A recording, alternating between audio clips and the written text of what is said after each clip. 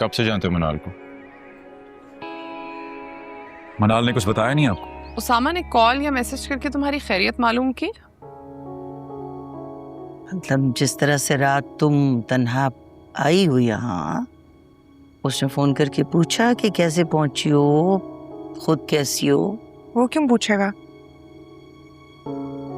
उसे मेरी फिक्र होती तो वो रोक ना लेता। अरे लेकिन झगड़ा हुआ किस बात पे, ये तो बताओ। उसी गाड़ी पर जो मिनाल की वालदा ने उसे भिजवाई थी।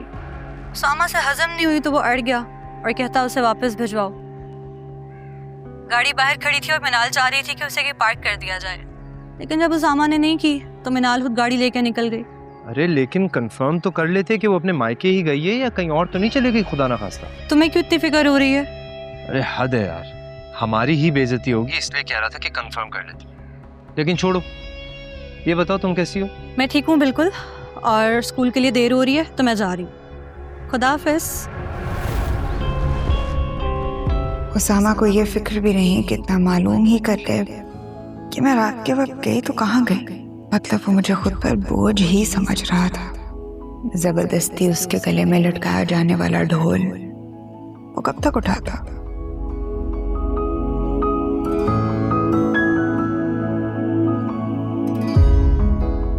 अच्छा किया, बहुत अच्छा किया। एक छोटी सी बात को लेकर उसने मुझसे जान ही छुड़ा ली।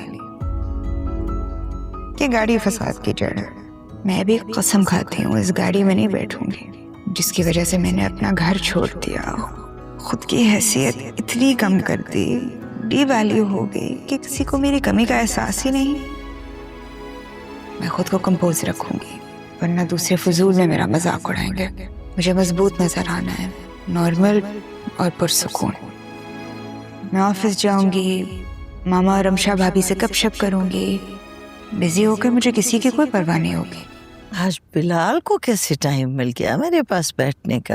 अरे आपके लिए तो टाइम ही टाइम है मेरे पास, आप हुक्म तो करें। अच्छा, कुछ याद है कितने दिनों के बाद मेरे पास बैठने आए हो ऐसे? तबीयत ठीक है ना? बिल्कुल ठीक है मामा। एक्चुअली मामा मुझे मनाल के बारे में कुछ बात करनी थी आपसे। कहो, मनाल के बारे में क्या बात करनी थी? क्या लगता है आपको, उसने जो बताया है वो सच है? ऐसा क्या बताया उसने जो तुम्हें सच नहीं लग रहा? वो ही जो बता रही थी वो कि उसामा वो लड़का नहीं जिसे वो शादी करना चाहती थी, और ये कि उसामा सेल्फ मेड है। देखो मनाल तो कसूरवार है कि वो घर छोड़ के चली गई। तुम दोनों ने भी गुस्से की कैफियत में लड़की को देखा ही नहीं। अब हम किस तरह मनाल की किसी बात को ना माने? इंफॉर्मेशन तो ली जा सकती है ना। अब बातों बातों में मनाल से उस लड़के के बारे में पूछें जिसे वो शादी करने के लिए गई थी, और देखें कि वो कोई डिमांड करती है। अगर करती है तो उसका ये मतलब है कि उसामा ने उसे पूरी कहानी समझा कर यहां भेजा। और हाँ, मुझे लगता है कि कुछ दिनों में सामा भी यहां आ जाएगा घर दामाद बन के रहने। इतनी बड़ी बात हो गई और तुम लोगों ने मुझे बताना भी गवारा नहीं किया। देखें, उस दिन आपकी तबीयत खराब थी, आप दवाई खाकर सोए थे। अरे समीना, तबीयत खराब थी ना, मर तो नहीं गया था, मैं जगा देती। अब्बू, मनाल इतने गुस्से में थी कि किसी की सुन ही नहीं रही थी। ऐसा हो ही नहीं सकता। अगर वो ऐसी होती तो इतने अच्छे तरीके से यहां ना रह रही होती। यकीनन तुम लोगों के रवैयों की वजह से यहां से गई है, कभी उफ तक नहीं किया उसने। मनाल बहुत अच्छी बेटी है, अनमोल, वो रब की तरफ से भेजी हुई बरकत थी जो तुम लोगों की नाशुक्री की वजह से चली गई। अब्बू, इन लोगों का कोई कसूर नहीं है।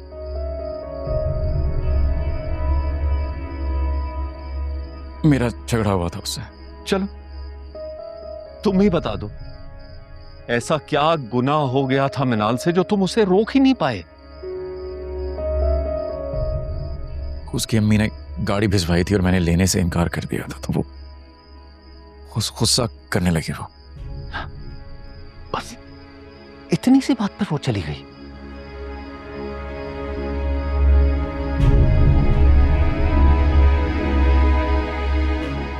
मैं पूछ रहा हूं, इतनी सी बात पे वो चली गई? इतनी सी बात नहीं थी अबू। मैंने उसको रोकने के लिए बोल दिया कि मेरे मुंह से निकल गया कि तुम भी चली जाओ इस गाड़ी के साथ, और वो गुस्सा कर गई। आई नो मुझे नहीं कहना चाहिए था, मुझे बोलना ही नहीं चाहिए था, मैंने जो किया नहीं करना चाहिए था, लेकिन उसको भी तो नहीं जाना चाहिए था ना ऐसे। वो सामा ने कांटेक्ट किया है कि नहीं किया? अगर सबको ही मुझसे प्रॉब्लम हो रही है तो फिर मैं किसी हॉस्टल में शिफ्ट हो जाती हूँ। Don't be mad. ऑब्वियसली सब परेशान है तुम्हारे लिए और चाहते हैं कि तुम अपने घर चली जाओ। बेटियां तो अपने घरों में ही अच्छी लगती है ना। देखो ऐसी कोई बात नहीं है, तुम दिल पे मत लो ये बातें। मैं जानती हूँ सब परेशान है, लेकिन आप देखिए सामा ने भी तो कांटेक्ट नहीं किया मुझे। वो भी मुझसे जान छुड़ाना चाहता है। तुम मुझे सामा का नंबर दो, मैं कॉल करके पूछूं क्या मसला है। नहीं भाभी प्लीज, आप ऐसा कुछ नहीं करेंगी। चलो एज यू विश।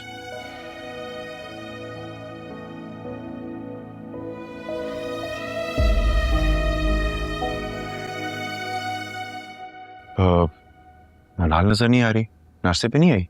वो अपने कमरे में तैयार हुई है।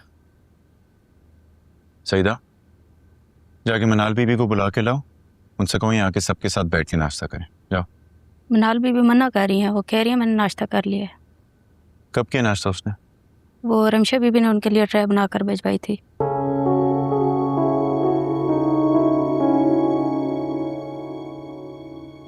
मनाल को अचूत की तरह अलग से खाना देने के बजाय बेहतर होगा कि उसे यहाँ बुलाकर अपने साथ बिठाकर खाने में शरीक किया जाए, पहले की तरह।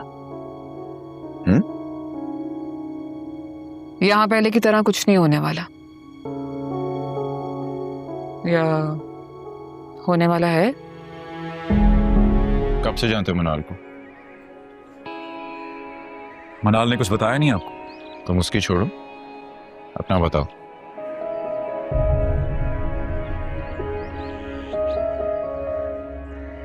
मनाल की और मेरी सिर्फ एक ही मुलाकात है, वो भी आप ही के घर पे। कोई फंक्शन था जहां पर मैंने अपने बन कबाब का ठेला लगाया था और बस। क्या? तो फिर वो कौन था जिससे वो इतनी अटैच थी कि उसकी खातिर हमें छोड़ के चली गई? आप कुछ कहेंगे तो नहीं मनाल को? नहीं, फिक्र ना करो, और वैसे भी जो होना था सो हो गया। खैर, चंद चीजें जाननी है तुमसे, वो बताओ। समीर नाम है उसका। मनाल का क्लास फेलो है और मेरा कजन। उस दिन वहां कोर्ट में वो दोनों शादी करने के लिए आए थे और मैं वहां पर बतौर गवाह मौजूद था। बस समीर को कॉल आ गई खाला की कि उसके फूफा का इंतकाल हो गया है। समीर भागा वहां से पैसे ट्रांसफर करने के लिए और रास्ते में उसका एक्सीडेंट हो गया। वो अस्पताल चला गया और हम वहां इंतजार करते रह गए और तभी आप लोग आ गए। फिर जो हुआ वो आप जानते हैं। अच्छा, तो इसका मतलब है कि अगर हम लोग उस दिन जबरदस्ती गलत फहमी में तुम लोग का निकाह ना करवाते तो मनाल वापस घर आ जाती, और जब समीर ठीक हो जाता तो फिर दोनों यही करते, क्योंकि प्लान जो कर चुके थे। खैर, एक बात तो बताओ, ये समीर भी मिडिल क्लास फैमिली से क्या, और करता क्या है? फैक्ट्री में जॉब करता है। मनाल वाकई पागल हो गई थी। खैर, बस यही जानना था तुमसे। Thank you very much. You're welcome.